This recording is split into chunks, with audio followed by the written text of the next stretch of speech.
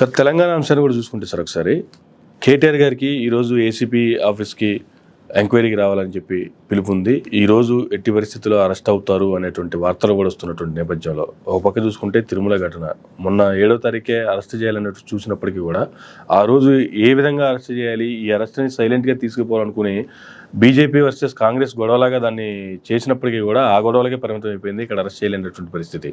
ఈరోజు ఎట్టి పరిస్థితుల్లో చేసే అవకాశాలు ఎక్కువ కనిపిస్తున్నాయి అని వస్తున్న వార్తల్లో వాస్తవాలు ఏంది, అసలు ఈరోజు ఏం జరగబోతుంది sir? There may be A probability అండి. నిన్న జరిగిన డెవలప్మెంట్స్ చూసుకోగలిగితే ఇద్దరు అధికారులు 7 గంటలు 9 గంటలు విచారణలో ఒక అవుట్కమ్ డెరైవ్ అయ్యారు. Under the direction of KTR అన్నదే మనీ ట్రాన్స్ఫర్ అన్నది జరిగింది అన్నది ఎస్టాబ్లిష్ అయింది. దాన్ని బేస్ చేసుకుని వాళ్ళు ఆయన గ్రిల్ చేస్తారు. ఓకే, నిన్న కూడా ఆయనకి కోర్టులో ఒక డిఫరెంట్ ఓరట దొరికింది. అంటే advocate is allowed in the premises, కానీ ప్రెజెన్స్ లో ఉన్నది మాత్రం ఒప్పుకోలేదు. సో అడ్వకేట్ పక్క లైబ్రరీలో ఉండడమో లేదంటే ఏదైనా ఇన్సిడెంట్ ఒక డిఫరెంట్ సిచ్యువేషన్ అడాప్ట్ అయినప్పుడు మళ్ళీ కోర్టుకి అప్రోచ్ అవ్వచ్చు అన్న ఒక వెసులుబాటు కూడా ఇచ్చింది. అంటే మీరు అన్నట్టు అరెస్ట్ అలాంటిది ఏమైనా ఉన్నప్పుడు దాని మీద మళ్ళీ పరిగెట్టుకుని కోర్టుకి వెళ్ళి ఒక లంచ్ మోషన్ అది వేయడానికి ఒక ఛాన్స్ ఉంటుంది. బట్ వాళ్ళు చాలా స్ట్రాటజికల్గా ఉంటారు కోర్టు టైం అంతా, ఎందుకంటే వీళ్ళకి 9-10 అవర్స్ విచారణ చేసే డిస్క్రిప్షన్ వాళ్ళ దగ్గర ఉన్నప్పుడు స్ట్రాటజికల్ మూవ్సే ఉంటాయి. సో థర్స్డే ఫ్రైడే డెవలప్మెంట్స్ ఎట్లా ఉంటాయంటే ఇవాళ విచారణకు పిలవచ్చు, రేపు కూడా విచారణకు పిలవచ్చు, బట్ వేర్ ఇట్ లీడ్స్. మనం ఒకసారి జగన్మోహన్ రెడ్డి గారి అరెస్ట్ని ఒకసారి గమనించుకోగలిగితే అప్పుడు కూడా అంతే, ఆయన ఫస్ట్ తీసుకెళ్ళినప్పుడు అంతా ఏం లేదని జోకులు వేసుకున్నట్టుగా వచ్చేవారు. మనం ఒకసారి సడన్ గా 3వ రోజు ఎంక్వైరీలో భాగంగా రాత్రి కూడా అరెస్ట్ చేశారు. అట్లా అడ్వాంటేజ్ వాళ్ళకే ఉంటుంది. ఇవాళ ఏం లేదనుకునే దగ్గర మూవ్స్ అన్ని ఒకసారి అమ్మాయి అనుకునే దగ్గర రేపు ఫ్రైడే కాబట్టి దాని విధమైన మూవ్స్ ఉంటాయి ఫ్రైడేకి అనుగుణంగా. డెవలప్మెంట్స్ తెలిస్తే కదా ఇవాళ. సో చాలా వరకు అభిలాషలో మామూలు రోలే ఉంటుంది, నాకు తెలియదు. సో నాకు తెలియదు అన్న రోల్లోనే చాలా ఎక్కువ ఉన్న దగ్గర I have given directions, but subsequent developments మీద నాకు అవగాహన లేదు. ఎలక్షన్ కోడ్ ఉంది కాబట్టి అడవాళ్ళు ఉన్నాను ఏవో చెప్తారు excuses, but no, chances are limited. And రెండోది ఏంటంటే ఇది ఫైనాన్షియల్ ఇర్రెగ్యులారిటీని ఈడీ కనుక ఇంకొంచెం స్ట్రెంథన్గా ఎస్టాబ్లిష్ చేస్తే, ఎందుకంటే స్టేట్ పర్వ్యూలో జిహెచ్ఎంసీ ఫండ్స్ మిస్యూటిలైజేషన్ అయింది, మున్సిపల్ కార్పొరేషన్ నుంచి వెళ్ళినవి అన్న దాని మీదే అప్రహెన్షన్స్ ఉన్నాయి. దీనికి మనీ లాండరింగ్ యాడ్ అయ్యి ఈడీ కనుక ఇంకొంచెం ఫోర్స్ఫుల్గా అటు నుంచి కూడా ఎస్టాబ్లిష్ చేసిందంటే తీవ్రత ఎక్కువ ఉంటుంది. ఓకే, ఒక రకంగా చూసుకుంటే బీఆర్ఎస్ పార్టీ నుంచి కావచ్చు లేదంటే కేటీఆర్ సైడ్ నుంచి కావచ్చు, వీళ్ళు అరెస్ట్ అనేది తప్పదనేది మెంటల్గా ఫిక్స్ అయిపోయి ఉన్నారు అసలు. అంటే కవిత గారి సిచ్యువేషన్ ఒకసారి చూసిన తర్వాత సార్ ప్రాబిలిటీస్ ఎక్కువ ఉంటాయి. అందులో ఈ స్టేట్లో దీని మీద చాలా కాంగ్రెస్ ఈజ్ వెరీ అగ్రెసివ్ నోట్లోనే ఉంది సార్. అగ్రెసివ్ నోట్లో ఉన్నప్పుడు డెఫినెట్గా ఇట్ లీడ్స్ టు అరెస్ట్. ఏదో మరి గౌరవ సుప్రీంకోర్టులు కానీ ఇలాంటివి ఏమైనా స్ట్రాటజికల్ మూవ్స్కి ఏమైనా యాంటిసిపేటరీ బెయిల్స్ అవన్నీ ముందిస్తే తప్పలేం కానీ, but probabilities are very less. ఎందుకంటే నిన్న సుప్రీంకోర్టు డెవలప్మెంట్స్లో కూడా state is very categorically said before taking some sort of conclusions. Arguments వినమని కూడా పిటిషన్ దాఖలు చేసింది. సో డెఫినెట్గా దానికి సంబంధించినంత వరకు డెవలప్మెంట్స్ ఇవాళ మాత్రం చాలా సెన్సిటివ్గానే ఉంటాయి. ఛాన్సెస్ అన్నదానికన్నా ఛాన్స్ తీసుకోకపోవడానికి అడ్వాంటేజ్ ఉంటుంది. ఇప్పుడు రేపు ఏదో కోర్టు మన అల్లు అర్జున్ విషయం చూడండి, జ్యుడిషియల్ కస్టడీ 14 రోజులు ఇవ్వగానే గౌరవ న్యాయస్థానం ప్రతిస్పందించినది చూడండి, టాపప్ అయిపోయింది. సో ఆ ఛాన్స్, ఆ ప్రాబిలిటీ ఇప్పుడున్న సిచ్యువేషన్స్ లో తీసుకుని అబాస్ పాలు అవ్వదు. అడ్వాంటేజ్ అటు వెళ్ళిందంటే వాళ్ళు తిప్పడానికి ఎక్కువ ఉంటుంది.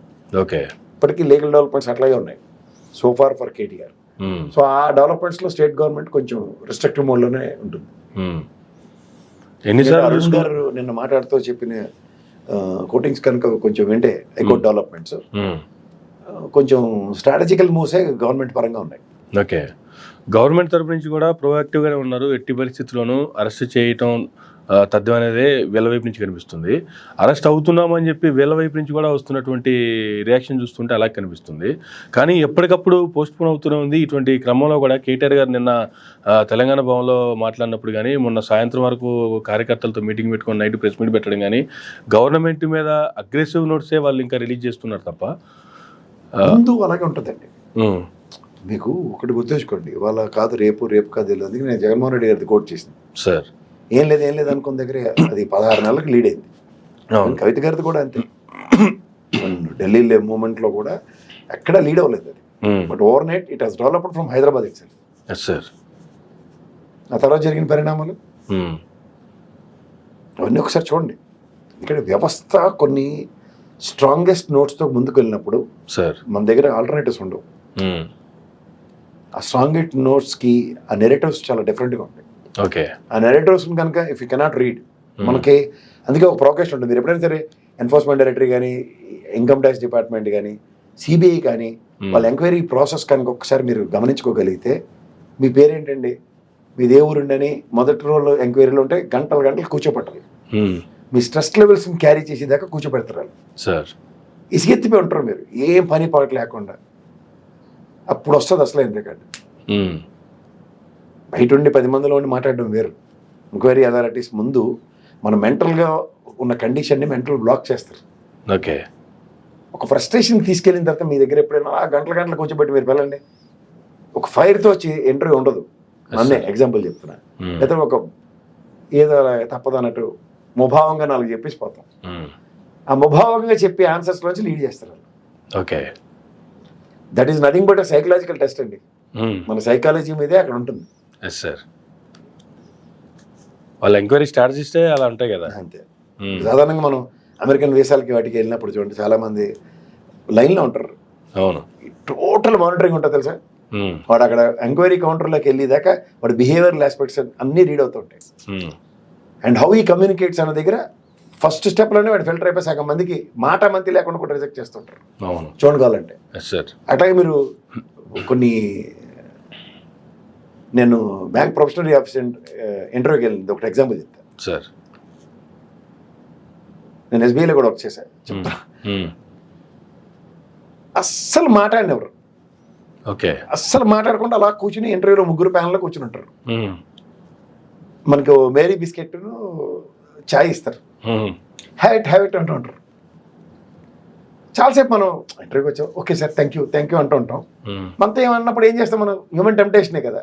ఆ మేరీ బిస్కెట్ మొక్క తీసి నోట్లో పెట్టుకోగానే టక్కని ప్రశ్నలు స్టార్ట్ అయిపోతాయి 3 దగ్గర నుంచి. బిస్కెట్ అవ్వదు తెలుసా మీకు. సో అక్కడ ఎలా ఉంటుందంటే సైకాలజీని రీడ్ చేస్తూ ఉంటారు. హౌ ఫోకస్డ్ ఈజ్ అన్నది దాని మీద ఎక్కువ ఎంఫసైజ్ చేస్తారు. ఓకే, సో అట్లాంటివి ఇన్స్టంటేనియస్గా కూర్చోబెట్టేసి ఆయన్ని అడగగానే నీ పేరేంటి, నీ ఊరేంటని, ఏంటి ఇందులో ఇంతంత డబ్బులు ఎలా చేసావు, ఈడికి తెలిసిపోయింది అని అలాంటి రహస్య కార్యక్రమాలు ఉండవు. ప్రొసీజరల్ డ్రివెన్ ఉంటుంది. ఆ ప్రొసీజరల్ డ్రివెన్లో ముందు రిలాక్సేషన్ ఎక్కువ ఉంటుంది. ఆ రిలాక్సేషన్ దగ్గర నుంచి స్ట్రెస్ లెవెల్స్ని డెవలప్ చేస్తారు. It's not so easy way. Okay, enforcement directory, ఏసీబీలు, గౌరవ వ్యవస్థ కొంచెం పటిష్టంగా ఉన్నప్పుడు, అందులో ఫోకస్డ్గా దాని మీదే ఉన్నప్పుడు వెనకాల నెరేటివ్స్ చాలా important sir. Okay, so finally ఈరోజైతే అరెస్ట్ చేద్దాము అనుకున్నటువంటి గవర్నమెంట్కి అవకాశం దక్కే ఛాన్సే ఎక్కువ ఉందంటారా? ఇవ్వాలని నేను చెప్పను, but probabilities are very high. రేపు చాలా అడ్వాంటేజ్ ఉంటుంది. ఇవాళ ఎందుకు కోల్పోవడం? ఇప్పుడు ఎంక్వైరీకి ఎవరైనా పిలిచి రేపు పిలిచే డిస్కషన్ ఉందా దగ్గర? ఓకే, ఇంక రేపైతే ఇంకా నెక్స్ట్ మండే నుంచి మళ్ళీ పండగ సెలవులు కూడా ఉంటాయి కోర్టుకి. చాలా రకాలు ఉంటాయి కథ కదా. 1 వీక్ ఏం చేయడానికి కూడా ఉండదు. వాళ్ళు చాలా స్ట్రాటజికల్గానే ఉంటారండి. ఇవాళ అన్న దానికన్నా నాకు రేపటి మీదే ఎక్కువ టెన్షన్ ఉంటుంది. Okay, right sir. Thank you sir, thank you very much అండి. ఇవండి అటు తెలంగాణలో కావచ్చు, ఇటు ఆంధ్రాకి సంబంధించి కావచ్చు, ఈరోజు ఉన్నటువంటి అప్డేట్స్ మీద ప్రసాద్ గారి విశ్లేషణ. ఇది నాటి ఇంటర్వ్యూ. మరొక ఇంటర్వ్యూ మళ్ళీ కలుద్దాం. చూస్తూనే ఉండండి మెరా మీడియా.